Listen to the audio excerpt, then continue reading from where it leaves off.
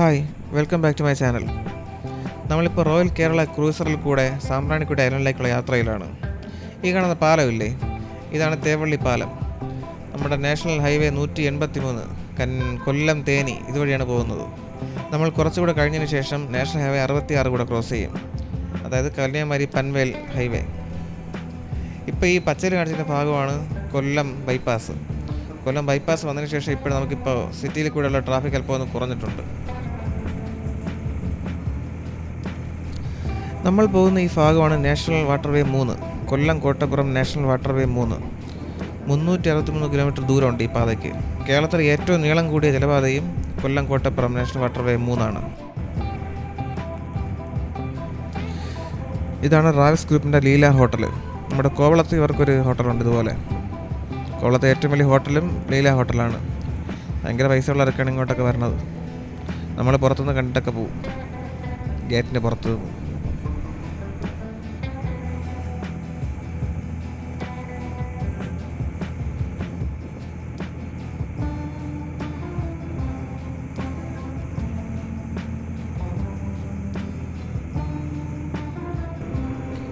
Vanchipuzha boat ചട്ടി. ഇവിടങ്ങളൊന്നും വലിയ പ്രശ്നങ്ങളൊന്നുമില്ല. പെട്ടെന്ന് തന്നെ ബോട്ട് ഇവിടെ വന്നു, ആളെ ഇറക്കി കയറ്റി ഉടനെ അങ്ങ് പോവുകയും ചെയ്തു. മുൻപുള്ളതുപോലെ വലിച്ചുകൊണ്ട് നിൽക്കേണ്ടിയൊന്നും വന്നില്ല. തെങ്ങിന് കുറച്ച് ബലത്തിനായി ടയറൊക്കെ വെച്ചിരിക്കുന്നത്.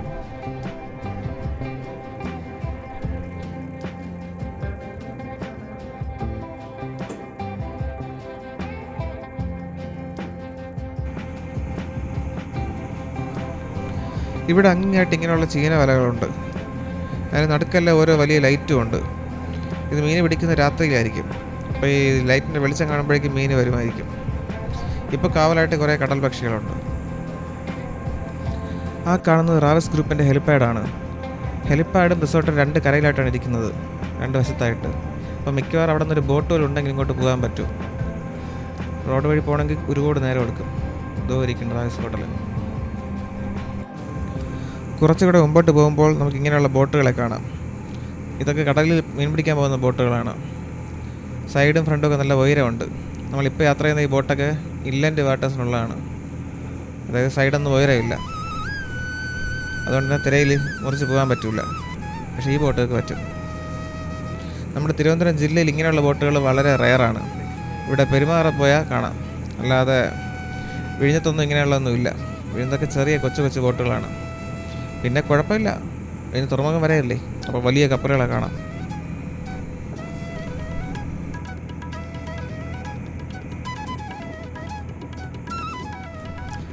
അങ്ങ് ദൂരെ കാണുന്നതാണ് കുരിപ്പുഴ കാവനാട് പാലം. നമ്മൾ നാഷണൽ ഹൈവേ 66 അതുവഴിയാണ് പോകുന്നത്, അതായത് കൊല്ലം ബൈപ്പാസ് അതുവഴിയാണ് പോകുന്നത്.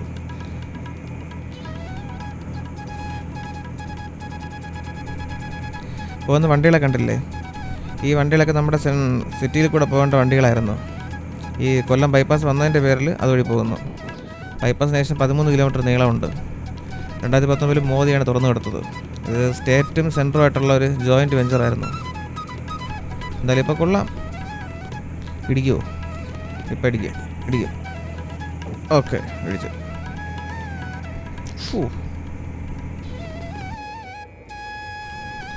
ഇവിടെ ഒരു ബോട്ട് ചട്ടി പൊളിഞ്ഞു കിടക്കുകയാണ്.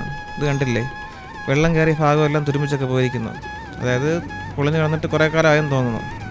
പക്ഷേ ഇങ്ങനെയാണെങ്കിലും ഇവിടെയുള്ള നാട്ടുകാരൊക്കെ അല്പം പൈസ ഉള്ളവരൊക്കെ തന്നെയാണ്. അവിടെ കണ്ടില്ലേ മുളകണൊക്കെ ആയിട്ടിരിക്കുന്നത്. ഇത്രയും മുളകൊക്കെ വാങ്ങിക്കണമെങ്കിൽ എന്തായാലും പൈസ ഉള്ളവരനായിരിക്കും. ഇടിക്കുമോ എന്തോ ഇടിച്ചോ. അങ്ങനെ മുളകും കണ്ടുകൊണ്ട് പോയി. ഇവിടെ മിക്കവാറും ഇടിക്കും. ചേർന്നിരിക്കുകയല്ലേ, വരുന്നുണ്ട്. ഓക്കെ, ഒന്ന് തൊട്ടൊരുമിപ്പോയി. ഇതുകൊണ്ടൊരു ബോട്ട് കിടക്കണം, കണ്ടിട്ടൊരു വൃത്തിയുമില്ല. തുരുമ്പിച്ചായിരിക്കുമോ, പെയിനുകളായി പോയായിരിക്കുമോ, അതോ ഒതുക്കിയിട്ടിരിക്കുമോ? പക്ഷെ ആ കിടക്കുന്ന ബോട്ടൊക്കെ നല്ല വൃത്തിയുണ്ട്. എല്ലാ ബോട്ടുകൾക്കും നല്ല പെയിൻ്റൊക്കെ അടിച്ച് വൃത്തിയായിട്ടിട്ടുണ്ട്. ഹെലിപ്പാഡിന് തൊട്ടടുത്ത് കണ്ട സംഭവമാണിത്. ഒരു സ്പീഡ് ബോട്ട് അങ്ങോട്ട് പോകുന്നു, നല്ല സ്പീഡിൽ. ഇവിടെ ഒരു പ്രതിമയുണ്ട്, വിളക്കമ്മ എന്നാണ് പേര്. മലയാളത്തിൽ വിളക്കമ്മ എന്ന് പറയും, ഇംഗ്ലീഷിൽ ഗോഡസ് ഓഫ് ലൈറ്റ് എന്ന് പറയും. ഈ കണ്ടിട്ട് ഈ റിസോർട്ട് വെച്ചതെന്നാണ് തോന്നുന്നത്. റാവിസ് അല്ല, വലിയ വിള ഗോൾഡൻ ലേക്ക് റിസോർട്ട് ഇവരെ വെച്ചതായിരിക്കും അട്രാക്ഷനായിട്ട്. ബാക്ക്ഗ്രൗണ്ടിൽ നമുക്ക് റാവിസ് ഹോട്ടൽ കാണാം. മരി ഇവിടെ ഒറ്റയ്ക്ക് വിശ്രമിക്കുകയാണ്. കണ്ടില്ല എന്തുമാത്രം നീളമുണ്ടെന്ന്. അതിനകത്ത് ഒരാളുണ്ട്. ഇതിൽ നോക്കുമ്പോഴാണ് എത്ര നീളമുണ്ടെന്ന് മനസ്സിലാവുന്നത് ഈ ബോട്ടിന്. പക്ഷേ ബാക്കിൽ നിന്ന് സൈഡിൽ നോക്കുന്ന ബാക്കിൽ നിന്ന് ഫ്രണ്ടിൽ നിന്ന് നോക്കുമ്പോഴൊക്കെ ബോട്ടിൻ്റെ നീളം അറിയാൻ പറ്റില്ല. കണ്ടില്ലേ, ഇപ്പോഴും നോക്കുമ്പോൾ നീളമില്ല, പക്ഷേ സൈഡിൽ നിന്ന് നോക്കുമ്പോൾ നീളമുണ്ട്. നല്ല പ്രകൃതി രമണീയമായ സ്ഥലം. കണ്ടലും തെങ്ങും വെള്ളവും എല്ലാം കൂടെ ചേർന്ന് നല്ല ഭംഗിയുള്ള സ്ഥലം. അവിടെ ദൂരെ 2-3 പിള്ളേർ കായലിറങ്ങി എന്തൊക്കെയോ വാരുന്നുണ്ട്. കക്കയോ ചിപ്പിയോ എന്തൊക്കെയാണ്. ചിപ്പി എന്തോണം വാരിക്കൊണ്ടിരിക്കണം. ഇവിടെ നമുക്ക് ഒരുപാട് ഇങ്ങനെയുള്ള ബോട്ടുകളെ കാണാം. ബോട്ടാണോ ഉരുവാണോ? നമുക്ക് ഇംഗ്ലീഷിൽ ബോട്ടെന്ന് പറയാം. ഒരുപാട് 100 കണക്കിനുണ്ട്. ഇടയ്ക്കിടയ്ക്ക് ചീനവലകളുമുണ്ട്. ദൂരെ നോക്കാൻ പാലം കാണാം. തൊട്ടടുത്ത് തന്നെ എന്തൊക്കെയാണ് പണി നടക്കുന്നുണ്ട്, പൈലിങ്ങും മറ്റുമൊക്കെ. പുതിയ പാലമായിരിക്കും. 5 ബോട്ടുകൾ റെഡിയായി കിടക്കുകയാണ്. നമ്മുടെ കേരളത്തിലെ ബോട്ടുകളൊക്കെ അധികം ദിവസമൊന്നും കടലിൽ കിടക്കാറില്ല. ഈ പാലത്തിന് ഇപ്പോൾ 45 മീറ്റർ ആക്കാനുള്ള പരിപാടി കിടക്കുകയാണ്. അപ്പോൾ അതിൻ്റെ ഭാഗമായിട്ടുള്ള പാലം പണിയായിരിക്കും. അതായത് ഇത്രയും പാലിന് പുതിയ റോഡുണ്ടാക്കിയിട്ടും ട്രാഫിക്കിന് വലിയ ശമനമില്ലെന്നർത്ഥം. കാര്യമായിട്ട് ട്രാഫിക് ഉണ്ടെന്നാണ് അതിനുള്ള അർത്ഥം. എന്തായാലും നടക്കട്ടെ, വികസനങ്ങളൊക്കെ വരട്ടെ. നല്ലതായിട്ട് വികസനം വന്നാൽ ഭാവിയിൽ നമുക്ക് കൊള്ളാം. ഇല്ലെങ്കിൽ ഇവിടെ അങ്ങ് വീണ്ടും വീർപ്പ് മുട്ടും. പാലം കഴിയുമ്പോഴേക്കും നമുക്ക് സാമ്പ്രാണിക്കുടി ഐലൻഡ് കാണാൻ പറ്റും. പക്ഷെ നമ്മുടെ ബോട്ട് അങ്ങ് പോകില്ല. ഇവിടെ കായലിന് ആഴം കുറവാണ്. അപ്പോൾ ആഴം കുറവായതുകൊണ്ട് നമ്മുടെ ഈ വലിയ ബോട്ട് പോകില്ല. അതുകൊണ്ട് നമ്മൾ പ്രാക്കുളത്ത് ഇറങ്ങിയിട്ട് അവിടെ നിന്ന് 150 രൂപയുടെ ടിക്കറ്റ് എടുത്ത് 8 പേർക്ക് ഇരിക്കാന്നുള്ള കൊച്ചു ബോട്ടിൽ കയറി ഇങ്ങ് പോകണം. അതായത് 150 രൂപയുടെ ടിക്കറ്റ് എടുക്കണം സെപ്പറേറ്റ്. എന്നാലേ സാമ്പ്രാണിക്കുടി ഐലൻഡിൽ പോകാൻ പറ്റൂ. ഒരാൾ എൻ്റെ അടുത്ത് പറഞ്ഞത് ദിവസം ഇവിടെ 1000കണക്കിന് ആൾ വരുമെന്നാണ്. ഇവിടെ നാട്ടിലുള്ള ഒരാൾ പറഞ്ഞത്. ദിവസം 1000കണക്കിന് ആൾ വന്നാൽ എന്തുമാത്രം വരുമാനം വരും ഇവർക്ക്. ചില വിശേഷ ദിവസങ്ങളിൽ 10000കണക്കിന് ആൾ വരുമെന്ന്. 10000കണക്കിന് നോക്കിയാൽ എത്ര ലക്ഷം രൂപ വരും. ആ കാണുന്നതാണ് പ്രാക്കുളം ഹാർബർ. അവിടെ ഒരു കുരിശുപള്ളിയുണ്ട്, ഒരു കൊച്ചു ഹാർബറുണ്ട്, ടിക്കറ്റ് കൗണ്ടറുണ്ട്, പിന്നെ ഒരു കൊച്ചു ടോയ്ലറ്റുണ്ട്. ടോയ്ലറ്റ് സൗകര്യം അവിടെ ഉണ്ട്. ആ കിടക്കുന്നതാണ് നമ്മുടെ സർക്കാരിൻ്റെ പുതിയ ബോട്ട്. 400 രൂപയും 500 രൂപയും ടിക്കറ്റുള്ള ബോട്ട്.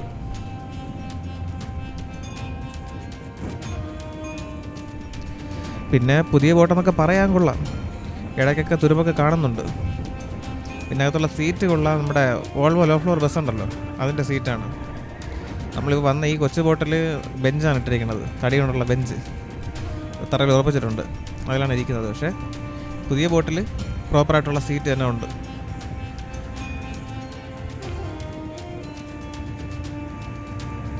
പുറത്തോട്ടൊക്കെ പ്രത്യേക ബർത്തൊന്നുമില്ല. ഈ ബോട്ടിനോട് ചേർത്ത് കെട്ടും.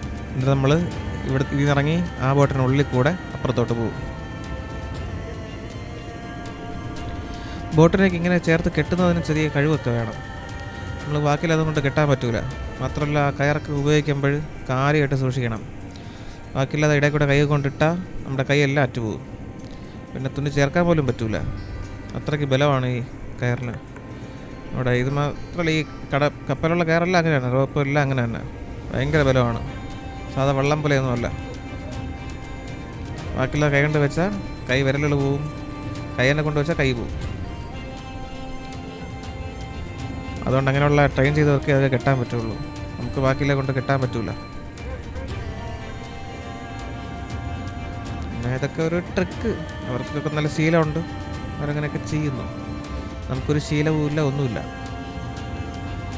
നമ്മൾ കെട്ടാപോയാൽ പോയി, നമുക്കതുവഴി അങ്ങ് പോവാം. കണ്ടില്ലേ ആളുകൾ ഇറങ്ങി പോകുന്നത്? ഈ ബോട്ടിൽ നിന്ന് ഇറങ്ങി മറ്റേ പുതിയ ബോട്ടിൻ്റെ അകത്തു കൂടെ അപ്പുറത്ത് പോകും. ഒരുമാതിരി കൊതിപ്പിക്കണത് പോലെ പുതിയ ബോട്ടിൻ്റെ ഉൾവശം കാണിച്ച്. എന്തായാലും 10 മിനിറ്റ് അടുപ്പിച്ചായി. നമുക്കിനി അടുത്ത എപ്പിസോഡിൽ കാണാം. Thanks for watching.